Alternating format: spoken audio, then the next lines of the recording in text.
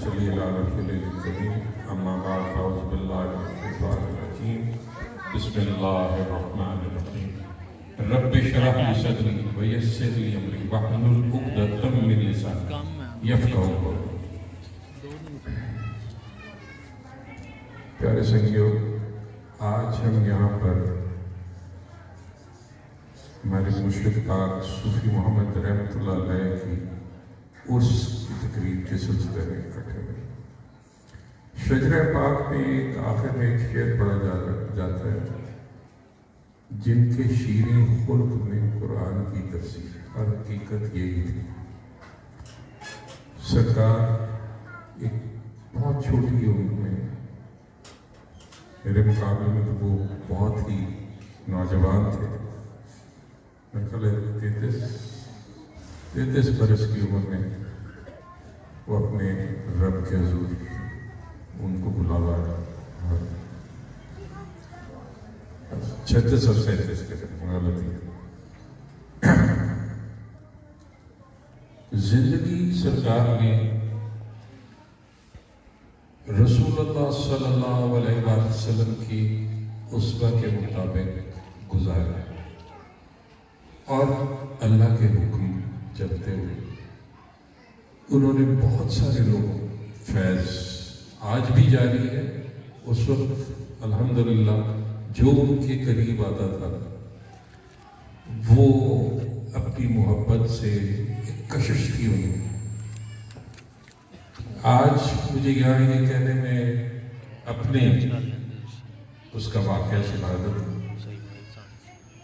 میں پیر فقیروں کے بارے میں میرا اپنا ایک مختلف خیال تھا، ایک رویہ تھا، میں کبھی ان کو سیریسلی نہیں لیا تھا، مگر جب اللہ نے کسی اللہ والے کے ساتھ نصیب کرنا ہوتا ہے تو پھر آپ کی سوچ پیچھے رہ جاتی ہے۔ اور اتفاق ہے کہ مجھے میری ہمشیرہ اللہ سے جنت نصیب کرے، وہ ایک دن گھر آئی اور مجھے کہتی بھائی جان چلے آپ کہیں لے کے جانا ہے۔ وہ میرے سے چھوٹی تھی، میں نے کہا اچھا چلتا، میں اس کے ساتھ چلتا، اور وہ مجھے سرکار کے آستانے میں لے گئی۔ پہلی ملاقات تھی میری، اندر گیا ہے، میرے سے آدھی عمر کا آدمی بیٹھا ہوا ہے، مسکراتے ہوئے خوش آمدید کہا، بیٹھنے کے لیے کہا، بیٹھ گئے، حال احوال پوچھا، بات چیت ہوئی، میری ہمشیرہ نے تھوڑی سی ان سے بات اور کی۔ اس کے بعد سرکار نے میری طرف توجہ کی اور پوچھنے کے ہاں جی بتائیے، میں نے کہا مجھے تو میں تو ویسے ملنے آیا نہیں، میں نے کہا اسی طرح میں نے صوفی صاحب اللہ کا بڑا کرم ہے میرے پر، دنیا میرے گھر کے دروازے تک باہر ہونے لگی، مجھے کسی دنیاوی چیز کی خواہش نہیں، میں تو رب ڈھونڈنے لگا، مجھے معلوم نہیں یہ الفاظ میں نے کیسے ادا کی ہے، کیوں ادا کی ہے، اور میرے سرکار نے مجھے اس وقت کہیں گے انشاءاللہ آپ تک صحیح جگہ پہ۔ وہ ایک نہ ماننے والے کا، ایک بے ایمان کا، میں تو یہ کہوں گا بے ایمان کا، ایک ولی کی در تک جانا وہ بس ایک بہانہ تھا۔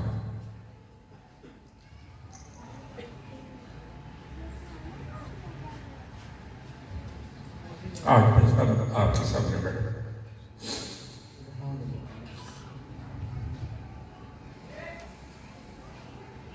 انسان اپنے آپ کو، دنیا بے شک نہ جانتی ہو، آپ کے گھر والے نہ جانتے، آپ کے دوست احباب نہ جانتے، مگر آپ ہر انسان اپنے آپ کو بڑی اچھی طرح جانتا ہے، ہر انسان اپنے آپ کو بڑی اچھی طرح جانتا ہے۔ اور اسے معلوم ہوتا ہے کہ یہ اندر کا یہاں کا حال احوال ہر انسان کو اپنا ہوتا ہے. اور اگر میں اپنے آپ کے بارے میں کہوں تو وہ جیسے کسی صوفی نے کہا تھا کہ میں گلیاں کا دھوڑا مہر چڑھا ایسا. میں حقیقت آج اس کا اعتراف کرتا ہوں کہ میں شاید کبھی جمعے کی نماز مجبوراً عید کی نماز پڑھنے جاتا تھا کیونکہ میری والدہ کا جھگڑا ہوتا تھا میرے ساتھ. میں ان لوگوں میں سے روزہ نماز ادا کی تو چھوڑ. اور میرے مرشد نے نظر کی, حقیقت نظر کی, اور انہیں بدل کر دیا. وہ اس پہلی ملاقات کے بعد مجھے نہیں پتا ایک کشش تھی. میرا دل کرتا تھا میں جاؤں, میں خود کو روکتا تھا. دنیا میں بہت زیادہ مشکل تھا. اچھا کوشش یہ تھی یہ کام کروں اس کے بعد, مگر ہوتا یہ تھا کہ تقریباً ہر ہفتے وہ ایک کھچاؤ پڑتا تھا اور میں جا کے صرف ان کا دیدار کرتا تھا اور واپس چلا جاتا.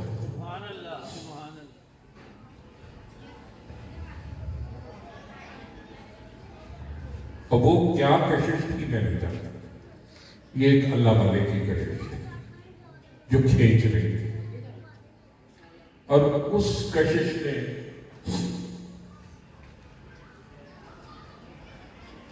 امید کرتا ہوں میری آخرت بنتی ہے. میں تو کوشش کر سکتا ہوں, میں اپنے رب سے اس بات کی التجا کر سکتا ہوں, اس بات کی امید کر سکتا ہوں کہ اگلے جہان میں وہ مجھے اپنے نیک اور پاک بندوں کی سنگت میں اٹھائے. کوئی دعویٰ نہیں ہے, کچھ نہیں. آپ سب سے حقیر, سب سے ناقص. یہ صرف صوفی محمد احمد رحمۃ اللہ علیہ کی نظر کا فیض ہے. اور ان کے صرف جو چیز کھینچتی تھی سرکار کی طرف, وہ تھی ان کی خوش اخلاقی,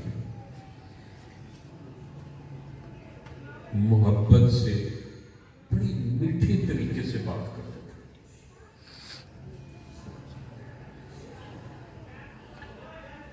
اب اس وقت کی ضرورت,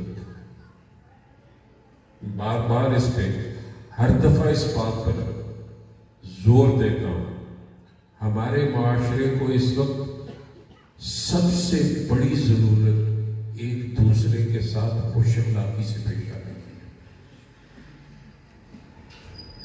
یقین جانیے یہ معاشرہ حقیقی اسلامی معاشرہ بن جائے گا اور کسی چیز کی کمی نہیں ہے. نماز الحمدللہ ہمیں سے اکثریت اللہ تعالیٰ نے یہ ہمیں وہ دے دی ہے, شرف کی ہے, اس نے اس کی توفیق دے دی کہ ہم نماز ادا کرتے ہیں, روزے بھی رکھتے ہیں.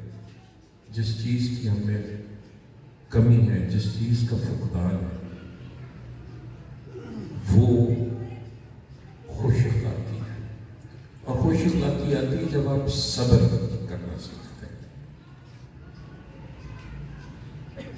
کیونکہ خوش اخلاق ہونے کے لیے آپ کا صابر ہونا بڑا ضروری ہے. کیونکہ ہر چیز جو آپ کی مرضی, منشا اور مزاج کے خلاف ہو رہی ہو, اسے برداشت کرنے کے لیے صبر چاہیے. اور جیسے میں ابھی عرض کر رہا تھا پہلے کہ میں نے میری رفاقت بہت تھوڑی رہی ہے اپنے مرشد کے ساتھ. میرا خیال ہے مشکل سے جو کل وقت مجھے سرکار کے ساتھ ملا ہے وہ تقریباً 3.5-4 سال کا، اس سے زیادہ کی رفاقت نہیں ملی، مگر ان 3.5-4 سالوں میں میں نے اپنے مرشد کو کبھی جلال میں نہیں دیکھا۔ ہاں، اللہ کے لیے ضرور پیش میں آتے تھے، غلط کام پہ، دنیاوی کام میں بھی غلطی ہو رہی ہو اس میں کبھی پیش میں نہیں آتے۔ ان کا جینا مرنا صرف اپنے رب کی رضا کے لیے،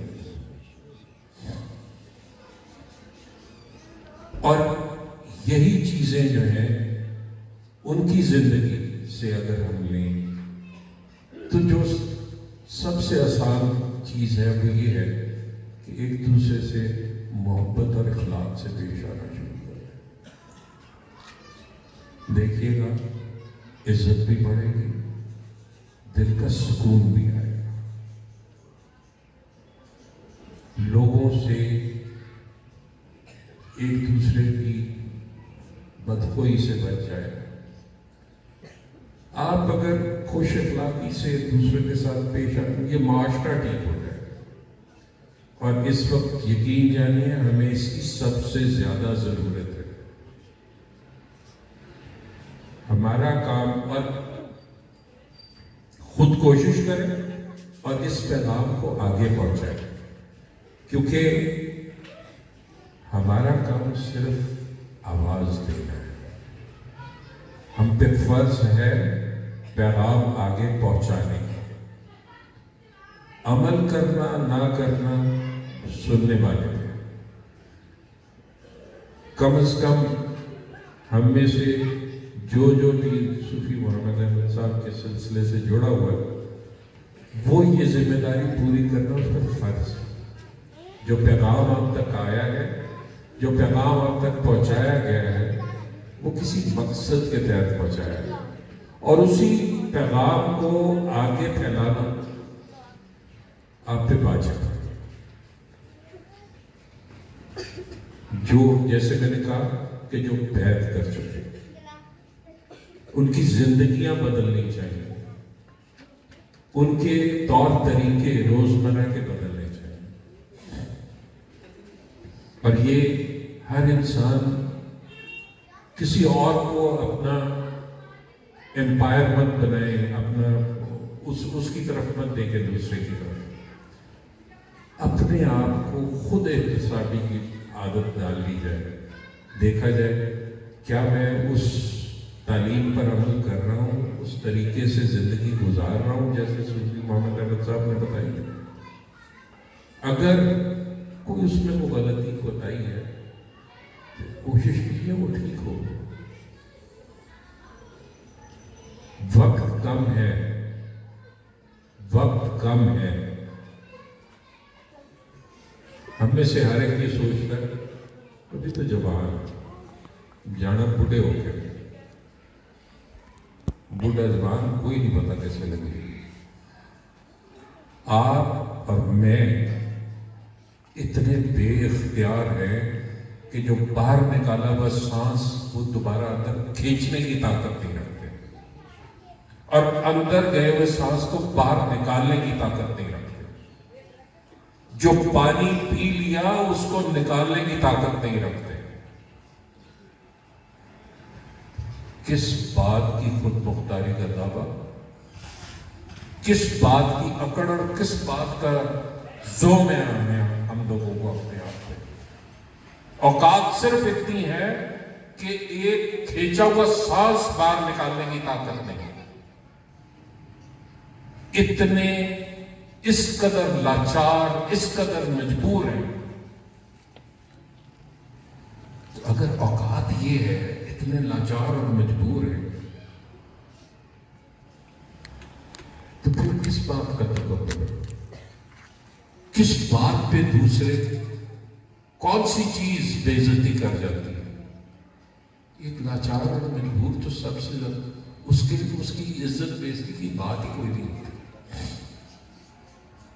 اور یہی ہمیں اپنے معاشرے میں کرنے کی ضرورت ہے۔ جب آپ آپ کے ساتھ کوئی زیادتی کرتا ہے اور آپ اس پہ ریاکٹ کرتے ہیں، کسی نے گالی دی، آپ نے جواب پہ گالی دی، تو یہ تو ایک مسلمان کا ایک مومن کا وتیرہ نہیں ہے۔ کسی نے گالی دی، اسے دعا دیجیے۔ اور اس کی بہترین مثال رسول اللہ صلی اللہ علیہ وآلہ وسلم کی زندگی سے ہم پڑھتے ہیں، ہم سناتے ہیں، بچوں کو بھی سناتے ہیں، بار بار ذکر بھی کرتے ہیں، مسجد کے ممبر سے بھی اس کا ذکر ہوتا ہے کہ رسول اللہ صلی اللہ علیہ وآلہ وسلم مکے کی گلیوں میں جاتے تھے، ایک عورت ان پہ کوڑا پھینک دی تھی۔ سنا ہے، بچپن سے اب تک 1000 مرتبہ سن چکے ہوں، آگے سنا بھی چکے ہوں، مگر کیا یہ قصہ صرف سنانے کے لیے؟ سوچئے تھوڑی دیر کے لیے، کیا یہ صرف ایک دوسرے کو یا کہانی سنانے کا قصہ؟ یہ زندگی گزارنے کا طریقہ بتایا گیا۔ رسول اللہ صلی اللہ علیہ وآلہ وسلم نے اپنے عمل سے بتایا کہ اس طرح زندگی گزارنی ہے، کہ جو کوڑا پھینک رہی تھی، جب ایک دن اس نے کوڑا نہیں پھینکا تو یہ پوچھا کہ خیر ہے، وہ آج کوڑا پھینکنے نہیں آئی، اور جب پتا چلا کہ وہ بیمار ہے تو اس کی خیریت پوچھنے گھر چلے گئے۔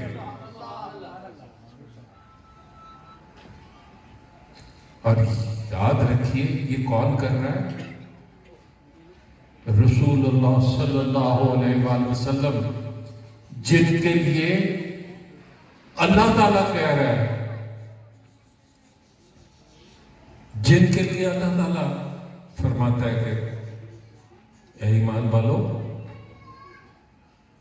میں اور میرے فرشتے رسول اللہ صلی اللہ علیہ وسلم پر درود بھیجتے ہیں، تم بھی سلام و درود بھیجو، درود و سلام بھیجو۔ وہ جو محبوب رب ہے، اس کے لیے کیا مشکل تھا کہ وہ ہاتھ اٹھاتے اور کہتے کہ یا اللہ انہوں چک لگتا یہ روز کوڑا سکھ دی، مگر ایسی کوئی چیز نہیں تھی۔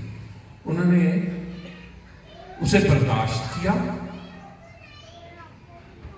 اور آخر میں ان کے اس عمل سے وہ جو نفرت کرتی تھی دین سے اور رسول اللہ صلی اللہ علیہ وآلہ وسلم سے، وہ ایمان لے آئے۔ آج یہ بات کرتے ہوئے مجھے اپنے سرکار صوفی محمد علی صاحب کا انہوں نے فرمایا تھا کہ دنیا، ہم کہتے ہیں کہ دنیا ایک امتحان گاہ ہے، اور جب امتحان دینے جاتے ہیں تو ظاہر ہے پرچے میں سوال ہوتے ہیں اور ہر سوال کا کوئی نہ کوئی جواب ہوتا ہے، ایک صحیح ہوگا ایک غلط ہوگا۔ تو اس امتحان گاہ جس میں ہم آئے ہوئے ہیں، اس میں ہر وہ سچویشن، ہر وہ مشکل، تکلیف، آسانی جو ہمیں زندگی میں آتی ہے، وہ اصل میں ایک سوال ہے۔ امتحان گاہ میں آئے ہیں تو یہ سوال ہے، آپ کو کوئی تکلیف آئی ہے،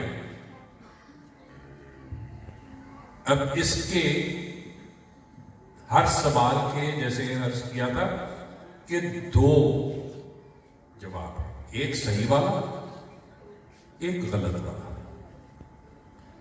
تو صوفی صاحب رحمۃ اللہ علیہ نے فرمایا کہ دنیا کے سوالوں کے جو 2 جواب ہیں، ایک ہے ریاکشن اور دوسرا ہے رسپانس۔ اب اسے سمجھانے کے لیے ریاکشن یہ ہے کہ کسی نے آپ کو غلط لفظ کہا، آپ نے اس کے جواب میں غلط کہا یا اس کو تھپڑ جڑ دیا۔ کسی نے پتھر مارا، آپ کو اینٹ ماری، آپ نے اٹھا کے پتھر مارا، ڈنڈا مارا، یہ ریاکشن ہے۔ اور ریاکشن غلط جواب ہے. صحیح جواب ہے رسپانس. اور وہ رسپانس یہ ہے، کسی نے آپ غلط بات کہی، اس سے ذرا پوچھ تو لے بھیا خیریت، میں نے کیا غلطی کی؟ میرے سے اگر کوئی غلطی ہوگی تو میں آپ سے معافی کا خواستہ ہوں. میرا تو نہیں خیال کہ میں نے کوئی غلط کی، مگر اگر ایسی کوئی بات ہوگی، آپ اگر دھیمی آواز میں کسی سے بات، اکثر ہوتا ہے وہ گل کی ہے، تو کون ہے، اور آپ اس چیز کو آگے بڑھاتے چلے جاتے ہیں. سو ریاکشن سے بچنا ہے، رسپانس کی طرف جانا ہے. یہ میرے مرشد کا پیغام ہے کہ دنیا کے امتحان میں ہر سوال کا صحیح جواب صرف رسپانس ہے، ریاکشن نہیں ہے. کیونکہ دین کا راستہ یہ کہتا ہے، اور رسول اللہ صلی اللہ علیہ وآلہ وسلم نے اپنی حیات طیبہ، اپنے روزمرہ زندگی کے جو واقعات ہم پڑھتے ہیں، سنتے ہیں، ان میں زندگی کا گزارنے کا طریقہ اور سلیقہ بتایا کہ ایک امتی کو جو رسول اللہ صلی اللہ علیہ وآلہ وسلم سے محبت اور عشق کا دعویٰ کرتا ہے، اس کو زندگی کیسے گزارنی چاہیے. اور چونکہ ہم ایسے دور میں آئے جس زمانے میں ظاہر ہے رسول اللہ صلی اللہ علیہ وآلہ وسلم پردہ فرما چکے تھے، تو اللہ کے ولیوں نے وہ طریقے سے زندگی گزار کے ہمیں دکھا دیا کہ آج کی دنیا میں بھی وہ زندگی گزارنا ناممکن نہیں ہے. کیونکہ اکثر لوگ یہ جواب دیتے، لو جی وہ 1400 سال پہلے دی گل سی، وہ تو گلاں ہو سن، ہن کتنے ہو سکتا. سو یہ آج کے اس موجودہ دور میں بھی اللہ کے دوست جو ہے وہ اس کے حبیب کی اسوہ کے مطابق زندگی گزار کے دکھاتے ہیں. سو یہ ہمارے لیے مشعل راہ ہیں، یہ راستہ دکھا رہے ہیں اس چیز کا جو نجات کی طرف لے کے جاتی ہے. کوشش بھی کرے، آپ سے درخواست یہی بار بار کروں گا، میں کرتا جاؤں، کیونکہ میرا کام آواز ہے کہ ہمیں ایک دوسرے کے ساتھ خوش اخلاقی سے پیش آنے کی ضرورت ہے، محبتیں بانٹنے کی ضرورت ہے، نفرتیں کم کرنے کی ضرورت ہے. اور یہ معاشرہ، یہ ملک، یہ شہر، یہ تمام چیزیں اس وقت ہمارے لیے زمین پر جنت بننا شروع ہو جائیں گی جس وقت ہم اپنی زندگیوں میں وہ تبدیلی لے آئیں. ہم زندگیاں اس طرح گزارنے شروع کر دیں جس طرح رسول اللہ صلی اللہ علیہ وآلہ وسلم کی سنت ہے، اس کے مطابق. اللہ تعالیٰ ہم سب کو اس کی توفیق عطا فرمائے. آخر الدعوانا ان الحمدللہ رب العالمین.